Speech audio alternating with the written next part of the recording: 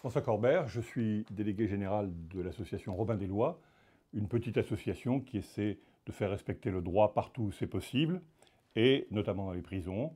Vous savez tous que nos prisons fonctionnent mal, qu'on soit de droite ou de gauche, tout le monde est d'accord, que nos prisons fabriquent de la récidive, que nous avons un taux de récidive assez important et anormal.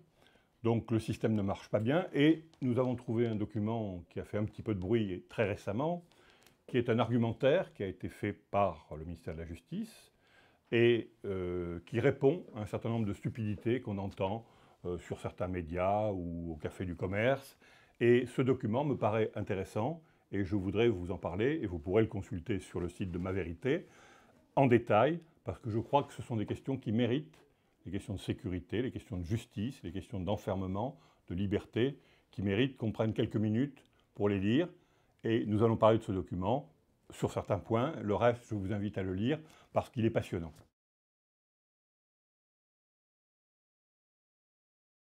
En France, on entend tous les jours au Café du Commerce, dans la rue, dans le bus, dans le métro, des contre-vérités innombrables. Parce que les Français ne connaissent pas leur justice, ce n'est pas leur faute.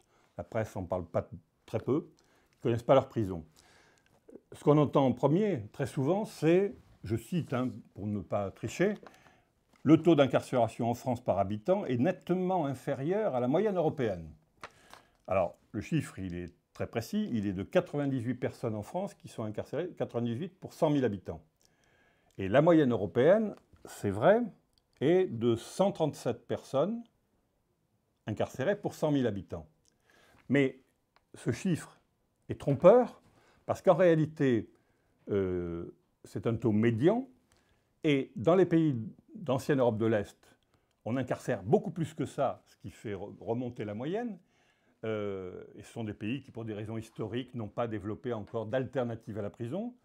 Tandis que dans les pays comparables aux nôtres et voisins des nôtres, par exemple l'Allemagne, la Finlande, les Pays-Bas, le Danemark, la Norvège ou la Suède, on a un taux d'incarcération pour 100 000 qui est entre 79, 80, 72 pour 100 000. Donc, notre taux est effectivement très élevé par rapport à des pays comparables.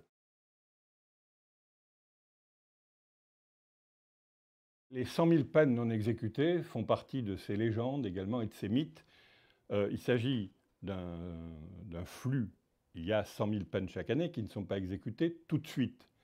Mais elles le seront tôt ou tard. Elles ne sont pas exécutées tout de suite. Pourquoi? Parce que le tribunal n'envoie pas tout de suite forcément quelqu'un en prison. Parce qu'avant de prononcer la peine, ils vont vérifier certaines choses.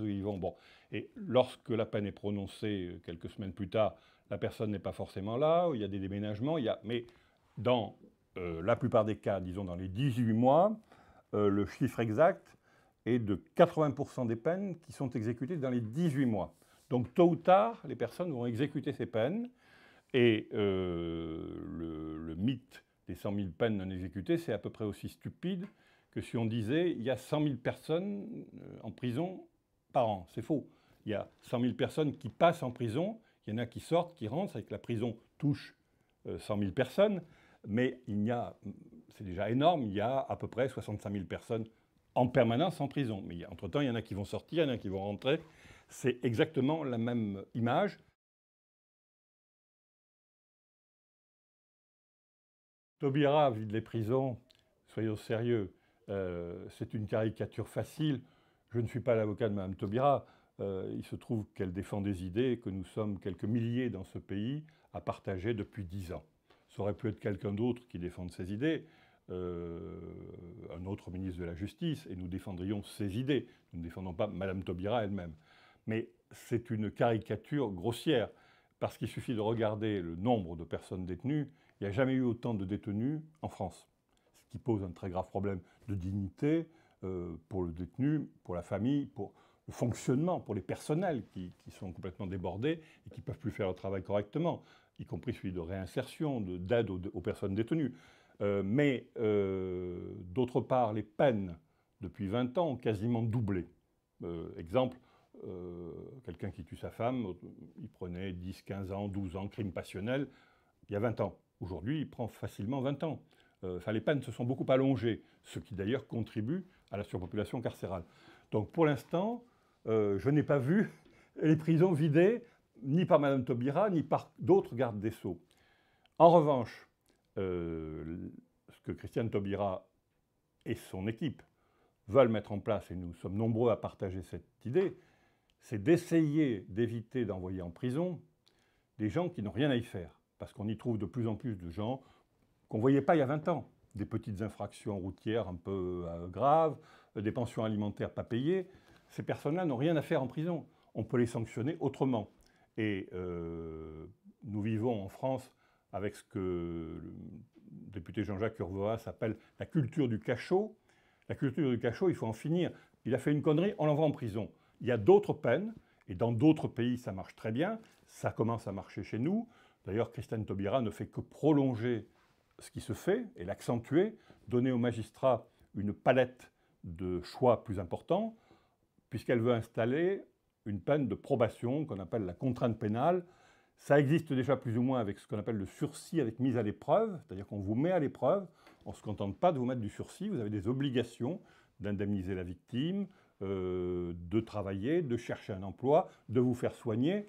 Et c'est beaucoup plus intelligent de punir quelqu'un comme ça, dans certains cas, que de l'envoyer en prison.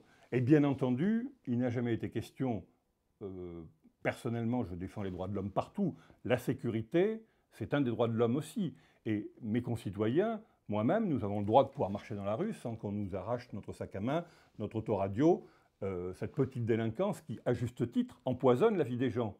Mais pour traiter cette petite délinquance, il y a des peines plus intelligentes, notamment la probation, notamment le travail d'intérêt général, qui n'est pas encore assez développé. Et ce n'est pas une question de droite ou de gauche. Quelles que soient les municipalités, il faut qu'on développe les tiges, parce que ça marche. Ça remet des gens qui n'ont jamais travaillé, ça leur donne des habitudes de travail. Certains qui font un tige, d'ailleurs, voudraient bien rester à l'endroit où ils ont fait le tige, parce que ça leur plaît, et ils se réinsèrent comme ça. Malheureusement, il n'y a pas assez de tiges en France. Et puis le bracelet électronique qui se développe depuis quelques années, c'est tout ça pour essayer d'éviter de mettre en prison des gens qui n'ont rien à y faire, mais qu'il faut sanctionner, bien entendu, puisqu'ils ont enfreint la loi. Mais évidemment, il n'est pas question une seconde d'utiliser le bracelet, le travail d'intérêt général, le sursis avec mise à l'épreuve ou la contrainte pénale pour les grands criminels qui, malheureusement, parfois défraient la chronique, ceux qu'on voit aux 20h.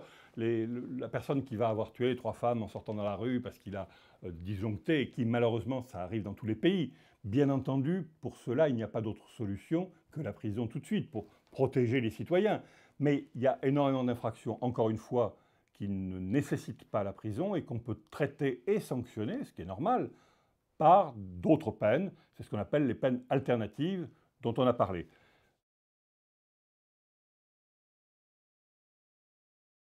Et je pense que cette loi, contrairement à toutes les stupidités qu'on entend, devrait contribuer à faire baisser la récidive, à faire baisser la délinquance et donc à augmenter la sécurité de chacun, ce qui est tout à fait normal. Il faudra des moyens humains, ils sont prévus. Il y a 1000 travailleurs sociaux qui sont recrutés dans les 3 ans qui viennent, ce qui est considérable et qui permet d'accompagner ces petits délinquants et moyens délinquants. Et donc, je vous invite à lire 10-15 minutes ce texte et vous ne pourrez plus jamais ensuite, à côté de vous, à une table, entendre toutes les bêtises que vous entendez. Vous direz, mais non, c'est pas vrai, il faut réfléchir un peu. Vous ferez un acte de civisme. C'est un mot qui est un peu vieilli, un peu galvaudé, qui fait un peu sourire, mais moi je l'aime bien. C'est un acte de citoyen que de ne pas raconter n'importe quoi sur des sujets aussi graves, aussi importants pour vous, pour vos femmes, pour vos enfants, pour la société. Arrêtons et essayons de faire l'union nationale sur la sécurité, la délinquance, la prévention de la récidive et la prison.